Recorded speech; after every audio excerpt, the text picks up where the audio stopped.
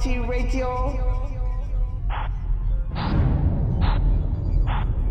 Hello there, and welcome to this brand new edition of 5 Round MMA. My name is Alex Ramirez, alongside me my co-host Clipper Guillermo and Albert Cena. If you're not watching the YouTube feed, Guillermo has a Clipper jersey on. Clipper it's hat. that time. We're 16 victories away from winning the NBA championship. So It's time for Clipper Nation to rise up. So, real quick before we get started, we're based out of Los Angeles, and I want to go ahead and lower Guillermo's mic on this, Albert. I know that Wednesday was a pretty big deal for all of us here. The ending of the Mamba, Kobe Bryant, the legend. Dear God. So I know I speak for all three of us, and especially Guillermo. So it was pretty emotional time for us. Did you really? No, I didn't.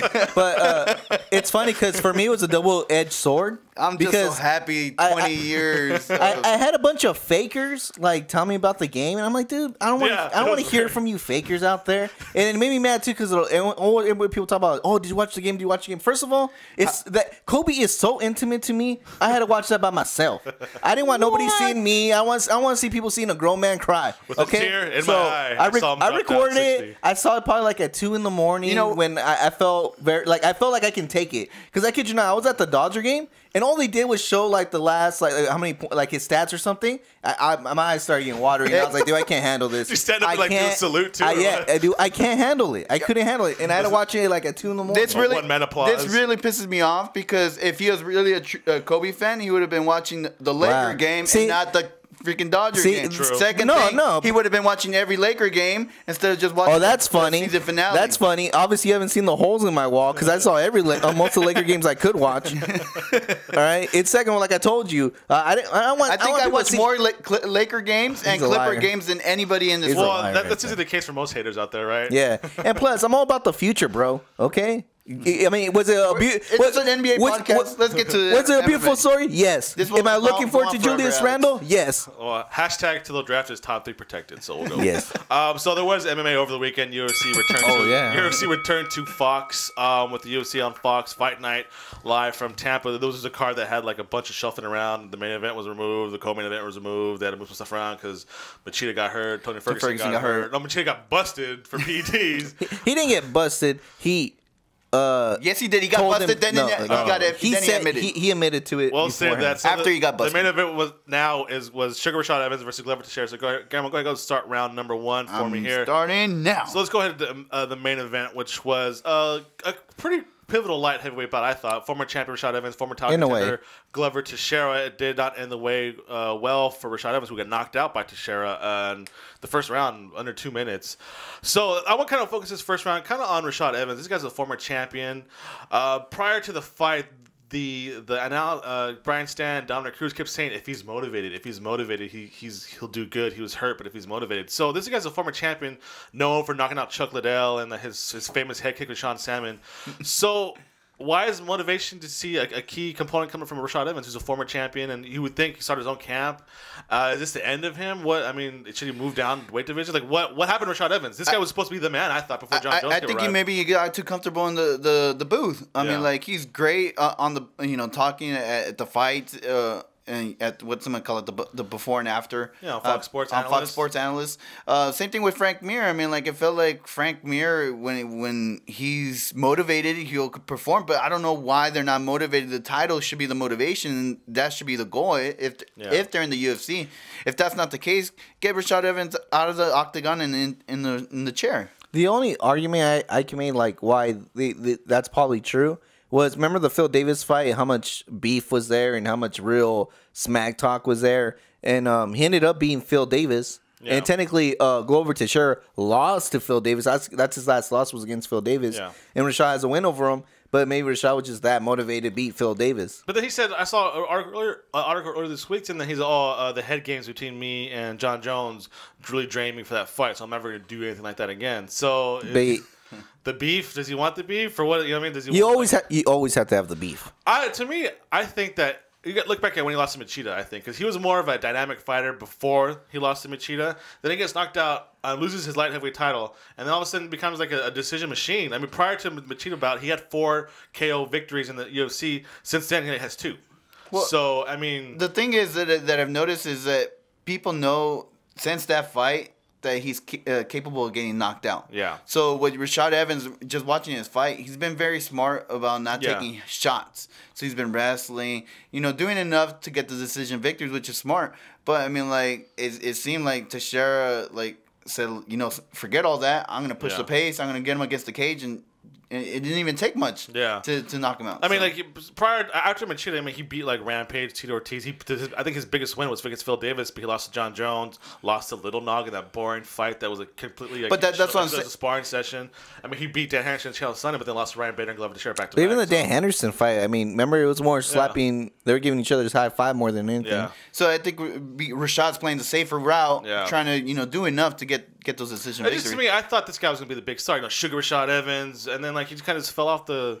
I mean, he's articulate. He knows how to present himself, which he's great on TV as an analyst. But as a fighter, it's kind of I think he didn't. To me personally, as of right now, he didn't reach his full potential. Yeah, he's a former champion, but he didn't even defend it once. True, but I mean, the goal is to get to the belt. Yeah. He got to the belt. I think he got to the mountaintop. Didn't get to defend it, but it goes to that thing. Do you want to be a professional fighter or do you want to be a championship fighter? I really think when he lost to Jon Jones, he won the championship. He won the championship. What do you did you? But forget about that? BJ Penn talks about having this reign. Yeah, he says, was I a 2-division champion? Yeah, but he wants this reign. He always talks about he wanted the streak that he had in light heavyweight. That's what he really wanted. Lightweight. I mean, there's champions and then there's champions. Yeah, well, everybody says GSP, and then there's Forrest Griffin. Forrest Griffin, yeah. Well, everybody says it's harder to maintain the belt than it is to get to the belt. I really think when he lost to Jon Jones, that's when he should have made his cut down to 185. Because I always thought he could be, he already beat Michael Bisping. Yeah, I'm pretty sure he could have beat him again at 185. I think there's better fights for him at 185 too. So, I think at 36, I don't know. We were talking during the fight, and everybody. I think Alex, you're the one that said he should go up to heavyweight. That was me. It was Jason. Oh, okay. that guy over there. But the thing is, if Teixeira punches like a heavyweight, he literally looks like a heavyweight. Yeah. It's not gonna be. It's not gonna go well for Rashad Evans. His best bet, if he were to compete, is to go down to 185. He's listed as only 5'11". 5 feet 11 inches. Wow. So I think 185. If he's really serious about continuing and going on a championship route, I think middleweight's the way to go. And it's gonna be tough because that's a 20-pound drop. I mean, it's not like featherweight and lightweight that you're talking about. What, 5 pound, 10 pound difference? Yeah, but Rashad does carry a lot of muscle, though. Yeah, so I mean, we'll see. I mean, either way, I think if he wants to continue in the booth, fans are better for it because he knows how to articulate himself and he's a great fight analyst. So, real quick, Glover Teixeira, Rumble Johnson, you guys want to see that? Yes, of course. I actually thought about that as soon as the match ended. I was like, oh, Royal Rumble will be a perfect matchup. Fireworks. Yeah, we'll see. All right, that's it for round number 1. Round number 2, we're talking about the return of Khabib Nurmagomedov. So stick around, guys. All right, welcome back. Time for round number 2. Saturday also saw the return, the long-awaited return. What depends if you like the guy or hate the guy. Who can hate that wig, man? That is nice. Of the eagle or the Russian bear. He even made Joe Rogan look good. Khabib Nurmagomedov. He was supposed to fight Tony Ferguson, but Tony Ferguson got a freaky injury, got fluid in his lung, so he had to pull out. So serious stuff. He faced newcomer Daryl Horcher and pretty much took care of business. Was it a second round TKO, just ground and pound and just beating the guy mercifully?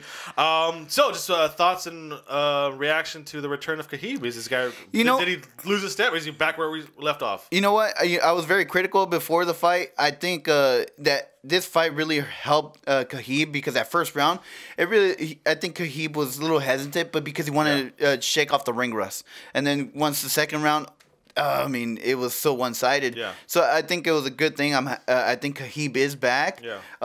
And rightfully so. I think the last man to beat the champ decisively.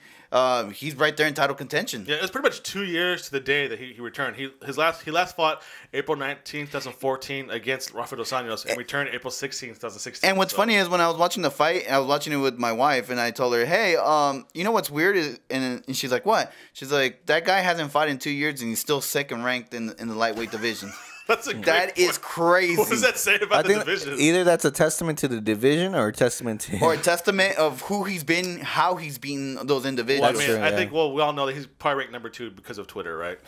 Yeah. His Twitter game's pretty strong. He also shows himself wrestling against bears. Yeah. So Albert, Khabib left off, right where he left off. I think so. I think right where he left off? I like I said, I hate when I have to agree with Guillermo, but yeah, he did seem like he was just trying to feel out the very beginning, kind of get his rhythm back in, and I think as soon as it clicked to him, they went back to the same old Khabib Nurmagomedov. He showed what made him dominate, which was his incredible grappling, right? And then his ground and pound. I mean, it's vicious. Props to Daryl. I mean, that guy took a beating, dude. I mean, he pretty much showed exactly what he did to Rafael Dos Anjos 2 years ago. Believe it or not, guys, this was a #1 contender fight. Okay, so that's the next point here. So let's put it here. It was announced over the weekend, kind of quietly, that Rafael Dos Anjos is going to fight Eddie Alvarez right before on the UFC Fight 200. Pass right before 200.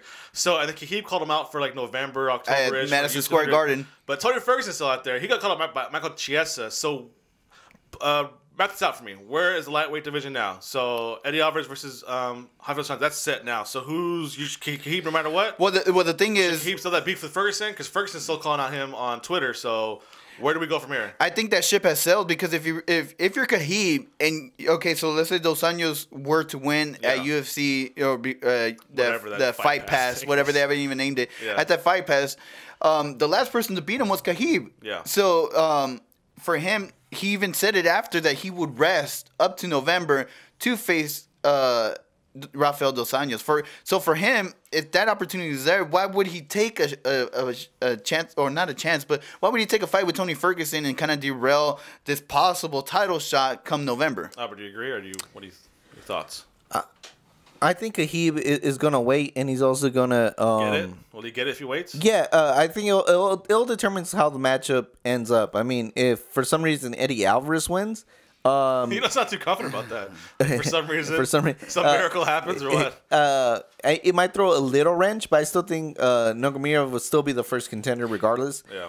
But I think the only person that's lucked out is Tony Ferguson. To tell you the truth, I think Tony Ferguson is gonna have to wait too now. Yeah. And I mean, it doesn't matter how much he calls out; he has to wait for that championship fight. Well, what the thing is Tony Ferguson is hoping Eddie Alvarez wins. Khabib is hoping Rafael Dos Anjos wins. Yeah, he's more leverage because it's more you call it the former champ. Correct. Call it the champ who I beat you. So yeah, and then the other thing is this guy hesitant for Eddie Alvarez. Eddie Alvarez is known to stick to game plans. He's stick to grinding it out. I think he can pull it off if he has the right game plan. Well, he's against RDS. I am going to be an Eddie Alvarez fan. RDA. RDA, RDS, whatever. JDS, somebody. So then I think Michael Chiesa trying to throw himself in there too, just calling out guys. But I'll give Michael Chiesa what a good performance, but at first it didn't seem that way. Yeah, it did not seem that way. So it is kind of feeling that Tony Ferguson might be the odd man left out here just because injury wise. Yeah, he won. He got on the mic, and it sucks because he had such a good winning streak and. He got on the mic, though it's broken English. It was still a good promo. I think we all. That was such a good promo. So, yeah, I think he would probably be next in line for the title shot. So, stick around. Speaking of title shots, UFC on Fox also had a pretty heavy women's strawweight battle on the card. So we're talking about if Rose Namajunas can even be ready for a title shot. So stick around, guys. Welcome back. People keep saying that this UFC on Fox card took a pretty big hit with the loss of Machida, loss of Ferguson versus Khabib, but looking at it, it was a pretty deep card. There's still some stories to be told from it. Even the Cub Swanson fight. Yeah, that's a good. And then even if you go look at the Fight Pass with John Dodson was John on there. Dodson.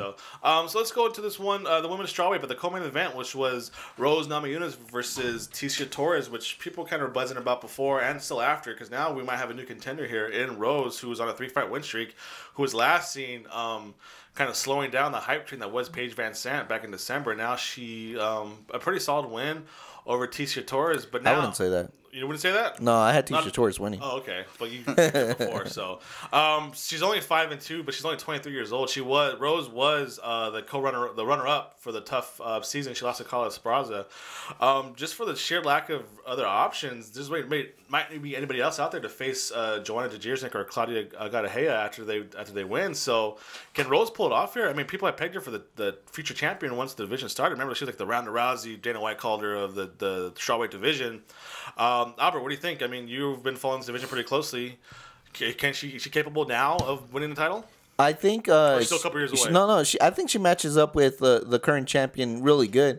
Do I think there's a couple more matchups out there? Yeah. It sucks too because most of the matchup it's girls that already fought each other. So like I really do think she needs to face Carla Esparza still, and I still think Carla Esparza still has something to show that she belongs in the top 3, regardless of how bad she got defeated in her title defense.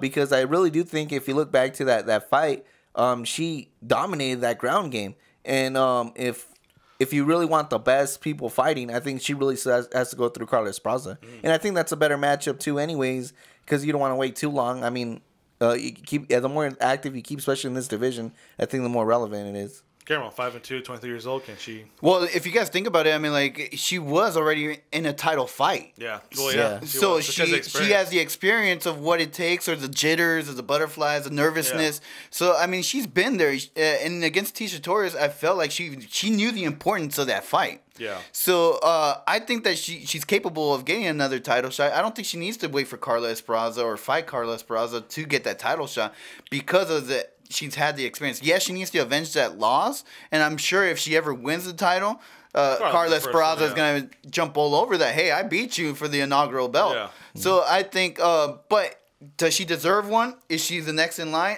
Definitely so. And she has this little hot streak going on. I mean, like you already called it, Paige Van Zandt. I mean, she derailed that train. Angela Hill is no longer in the UFC. I mean, she's under UFC umbrella. Yeah. I mean, but look at what she's doing. She's doing.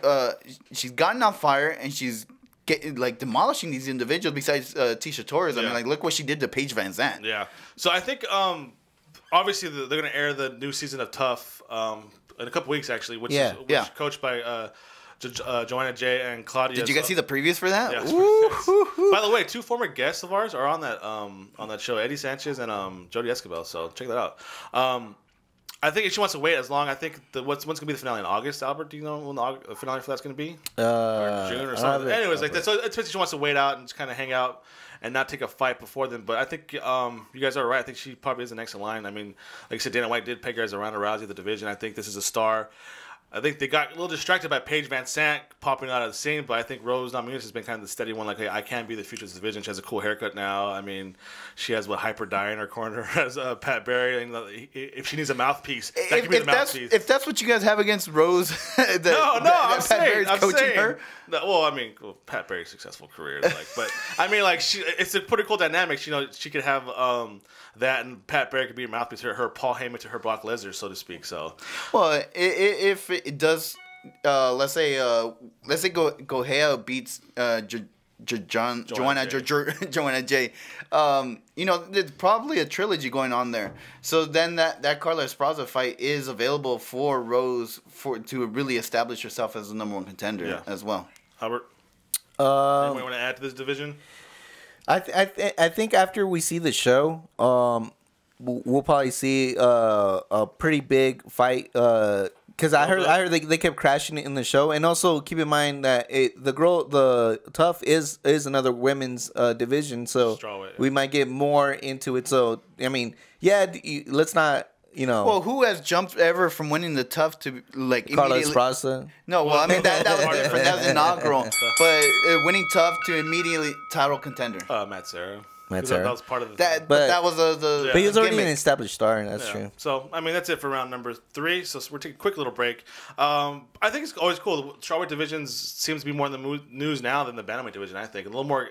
The pot's being stirred a little more in the strawweight division, I think. So that's cool for the women there. So we'll take a quick little break. We'll come back into the championship round. Let's talk about Lyoto Machida and if it was drinking his own pee that led to his banned substance violation. So stick around, guys. Welcome back. Thanks for sticking around that short little break. Albert, it's the end of the dragon, dude. Literally the end of the dragon. Well, I hate to break to you. It's been the end of the dragon since he lost to Chris Weidman. Oh, I'm glad he finally admits it. I said it. Remember when he faced Chris Weidman? This guy's all like, that was a fluke. And Machida basically almost won that fight, even though Machida got knocked out. So he was scheduled to fight Dan Harrison this past Saturday, UFC on Fox, Tampa. I should say it's ever since he faced Luke Rockhold. So I guess he disclosed to the USADA anti-doping agency that he took the substance that was on the ban list.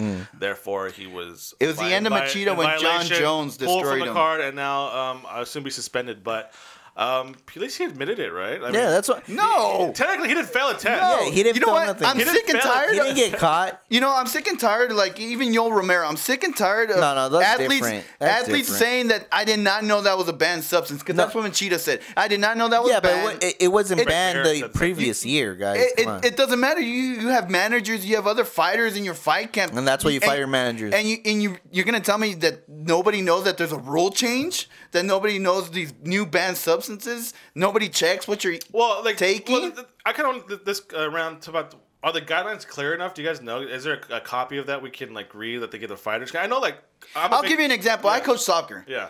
Right. Next season, kids from U12 or 12-year-olds and under cannot head the ball whatsoever, and that's to protect their heads, concussion, stuff like that. There is no like big government body. How is that spread so quickly down to me, and make sure that it's not going on in practice, nobody's heading and stuff like that. And these guys that are making millions and millions of money, pro athletes, and I'm sure it's not only known to their managers and stuff like that, but it's on ESPN. It's on the NC whatever USADA or SADA website for banned drugs. Okay, so let me give you a scenario. But like in baseball, a lot of players were fighting who were from Latin American countries. That's because the list of banned substances were not given to them in Spanish. Yeah, so they had no idea what was going on, or that it wasn't clearly explained. And we don't know where Machida is at in his English. Yeah. All right. Yeah, he's taking lessons. I just heard an interview with him speaking perfect English But you about have to read, though. Maybe that's the same how thing. he's going for Chris Cyborg. Maybe that's the same thing. Maybe there needs to be clear guys. Lost in translation or what? Portuguese, maybe. I don't know. I'm not defending. Yes, it sounds like you're defending him. I'm not. Look, all you're doing is stirring up the pot. Let me give you a scenario. That's what I'm trying to do See, here. this guy's not gonna jump back on the Machida wagon. No, let me give you a scenario here, right? Luke Rockhold ended his career. Because I've been there, right? Watch. Let me tell you. Let me tell my scenario. Okay, go. All right. Whenever I have something, even though it's expired, I feel bad about leaving it there, and so I try to If it finish off. expired, that means it's not good for you, dude. Listen. I got let's say or George, I gotta finish it, right? So I'm like, who cares? Let me finish it real quick, whatever. Dear God, save us. Maybe Machida was used to taking a substance. He saw there's still some left. He's all, okay, cool. I'll finish this off, whatever. And Don't want to be wasteful, totally forgot that the banned substance was in there because he was used to taking it for how many years because it just got banned. Yeah. That's So, not I'm just rational. saying. Okay, so How's that not rational thinking? Okay, that's very rational. I think a lot of people can relate to that. A good example is like bread. I mean, like if it's past the expiration date, there's a good chance it's molten. Yeah, but dude. that's a visual. I mean, you Yeah. can't see if it's just something that he's putting in his drink or something. I mean, you don't know. I just think if you're a professional athlete, you have And then have you ever seen- dietitians, you have people. Have you ever checking what you're seen the eating on a labels? There's like 50,000. Come on. If someone says, "Look, this is 100% organic" or whatever, I mean, I'm not gonna question it. I'm gonna take it. So the people around Machida need to do a better job informing. Yeah, or whoever's But nutrition it's still, or at the end of supplement the day, it's Machida's fault. provider. And then it really opens up a lot of questions because now, if Machida was taking this, Anderson Silva might be taking it. But it wasn't. But there's nothing wrong with that though. Blackhouse. But it was not a banned substance, so it doesn't matter if they were taking it. It's a matter if they still take it. Yeah. And then for Jason, before he throws his rock in his glass house over there, I don't know if you know this, but Dan Henderson was on TRT, bro. And TRT's banned Yeah. now. At the time, it wasn't. Yeah, I'm just saying it's the same. So was boat, though. Victor Belfort. Yeah, Super. yeah. You guys were calling him Super. Yeah, and what happened? A lot of these fighters couldn't fight, and some of them. Dan Henderson's still fighting. Belfort is still yet to be seen. It spilled over on some of the TRT cases. So calm down, guys. All right, calm down. Well, I think it's the case where I think who was it? I think Forrest Griffin said that pretty much every fighter is using something. Get Tim Kennedy a title shot. Yeah, I know. Seriously, that's the main point of this conversation. Tim Kennedy's probably the only clean one out there. Give him the title shot just because of being clean. Yeah. It wasn't Luke Rockhold. He's already a champion, so it doesn't matter. All right, that's it for round number 4. Luke Rockhold's clean. I know it. Segment. The only bad thing he did was eat carne asada with King Velasquez. Time for the 5th and final round. UFC returns to pay-per-view with UFC 197 on April 23rd, live from the MGM Grand Garden Arena in Las Vegas, main evented by former champion Jon Jones going up against Ovid St. Piox, whatever. Piox. Depends what announcer's announcing it. It's going to be announced differently. OSP. Pronounced differently. OSP, legal OSP. This was supposed to be the rematch of all rematches, the grudge matches of all grudge matches. I don't think so. Daniel Cormier and Jon Jones, but DC hurt his foot or leg or shin or something like that. He got So now- surgery. yeah, so I mean, I'm saying, I don't know what It sounds like you're questioning him. No, I'm not. So now we have a new main event for the interim light heavyweight title. And also on this card, flyweight championship. They still kept him as a co-main event. Demetrius Johnson versus Henry Cejudo. Anthony Pettis versus Edson Barboza. And also Sergio Pettis is on this card. And the undercard, Carlos Braza versus Julian Lima. Robert Whitaker versus Rafael Natal. So top to bottom, guys. You excited for this card as a whole? Yeah, I really want to see Jon Jones in the return of him. And you guys can say what he wants. He has not lost. And if you talk about his one loss, it wasn't really a loss. He has 2 losses. He has 2 losses, actually. No, he has just that Matt one. Hamill defeated Jon Jones. That's the first one. So. Well, but, that guy has not, lost in the cage. Well, he's a winner. against Matt He's a Hamill. winner inside the octagon. Outside the octagon, I don't know if he's winning in life, really. But we'll see how that goes. But He lost against Nazar Gustafsson. But I think OSP is a great test for him, especially coming off such a long layoff. Yeah. So, and especially, I do agree that, if for the interim belt, I mean, I think OSP is deserving of that shot. So I think that's what I'm excited about, is just seeing the return. That alone, I think, makes the card, because people want to tune in to see Jon Jones. Whether you guys love him or hate him, inside or outside the cage, people are going to buy the pay-per-view. You know what I'm excited about? That Oven St. Pierre is 6'3" with an 80-inch. This guy just will tune in to watch Jon Jones lose. And that's what. But look, listen. That's good. Oven St. Pierre is 6'3" with 80-inch reach, right? Jon Jones is 6'4" with 84 reach. I always 4 inches. Yeah. But still, out there, man. What are you talking about? but still, I've always said it that if it wasn't for the length and the reach, I don't think Jon Jones still has will the be length as and the reach. successful. No, it doesn't, because he has a 4-inch Aslan Gustafsson was almost about the same numbers here, and he was able to cancel out that big advantage that he has. And I think Oven St. Pierre is going to be able to cancel out that big advantage that he has too. I think you're going to see a lot closer fight than people think, and I really do think Oven St. Pierre has a good chance of winning. I do agree that he does have a good chance of winning, but dude, he does not have a close enough reach advantage. I mean, close enough reach difference. Yeah. Also, I'll give credit to Jon Jones. I mean, Aslan Gustafsson had the same reach. It was 80. And you saw how he was able to use it. Well, Jon boxing Jones is 84. Yeah. Yeah, but he was still able to cancel out that reach. I mean, I don't know what fight you were watching. Usually he has like a 10-inch I don't know reach what fight you advantage. were watching. Jon Jones won that fight clearly. I don't know if you were watching, because he did not win that fight. This all could be just like, we could have a scenario of Khabib versus Daryl Horscher here too. Just a warm up fight for Maybe. Jon Jones. No, I Maybe. think OSP, given his track record where he stands in the light heavy, it's not Daryl Horcher's situation. The UFC is hoping Jon Jones makes quick work of it, and now they can set up DC right. I mean, OSP wins For New York? Yeah, OSP wins. That's still a long way to go. It's November. OSP wins. Well, That's yes, a we're big coming. wrench in their plans, right? I mean, you have a Holly Holm situation. yeah. So I mean, the UFC fans want Jon Jones to win No. just because they No. want. Okay, so you want OSP to defeat Jon Yes. Jones, or you want Daniel Cormier? I want Oven St. Pierre to do it. anybody, just anybody, right? Yeah. Just anybody. Yeah, it could be Henry Cejudo for some odd reason.